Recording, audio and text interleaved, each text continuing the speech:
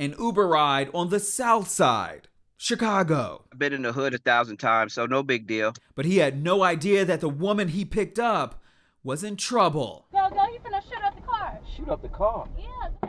What the Her ex-boyfriend went rat-tat-tat on his car. That was the beginning of a frantic 15 minutes. A TSR exclusive, that Uber driver telling his story only to the Shade Room. Kind of panicked. I didn't know what to do. The chaos didn't stop there. What happened when they thought they got away, and why the safety of Uber drivers are now in question.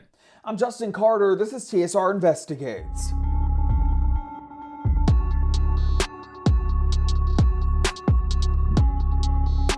John Williams has been an Uber driver for about 2 years now, and the goal has always been for him to make enough money to open up his own trucking company. But he was almost robbed of that dream and his life after he took an Uber ride in the south side of Chicago, Garfield Park. The passenger's name was Diamond. It was just a frantic situation. I was just trying to get through it. And it was all caught on Dashcam. Passenger Diamond hops into the car and immediately starts looking back. You can see the concern in Williams' eyes. He says that something was off as soon as she opened the door. Diamond? Yeah. Go, you finna shoot up the car. She told me to go. He get ready to shoot. What the What is that? What the is that? What the was that?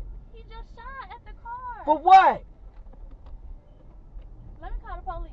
And if you squint, you can see the suspect in the distance, his dark silhouette with a gun in hand, running toward the car. I kind of panicked. I didn't know what to do. And, in that area, in the hood, the streets are so narrow. And you got these big mountain speed bumps and the stop signs. Everybody runs stop signs. While Diamond calls 911, they try flagging a Chicago police officer who races by. No luck. You know the guy? Yes. Your boyfriend? No, my ex. She did call the police. The cops told us to wait. I think we was at a Dollar General on one of the main streets.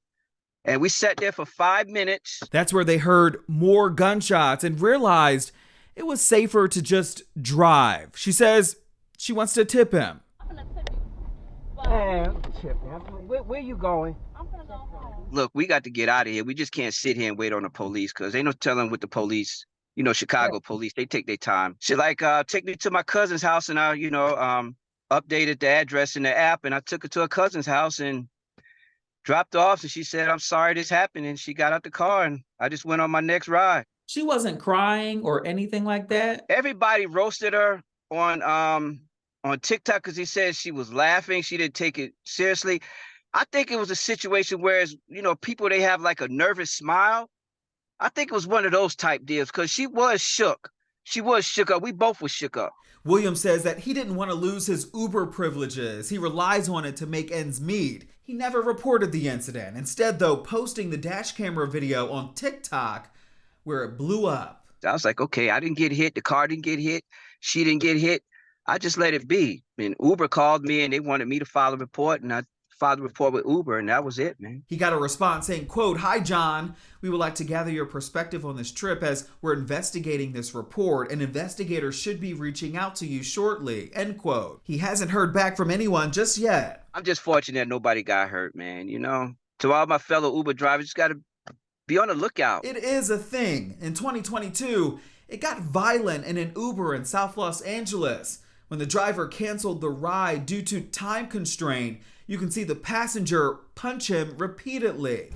Sir, I'm gonna have to ask you. You think I'm scared of you, bro? You just robbed me, homie. He biting the shit out.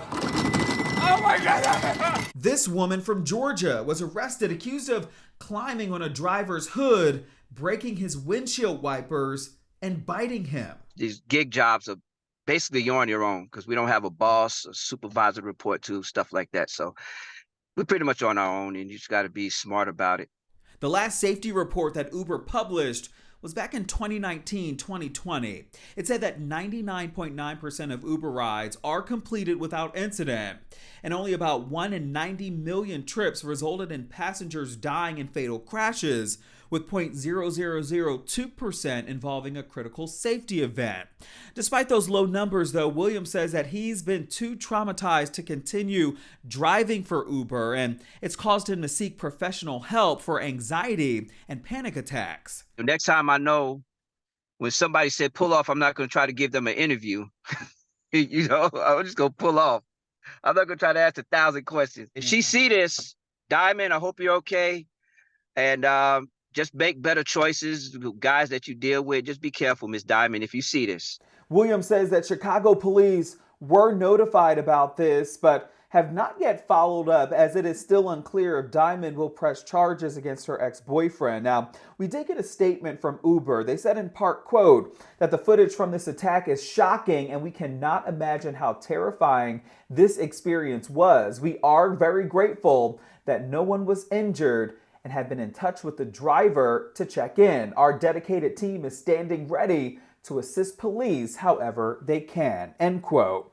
Uber also says that they've implemented safety programs like offering emergency buttons and live help features to assist drivers if they ever need help in select cities. In the meantime, Williams says that he has launched a GoFundMe to help with his personal expenses as he navigates this trauma. You can find that link on our website, theshaderoom.com. For TSR Investigates, I'm Justin Carter.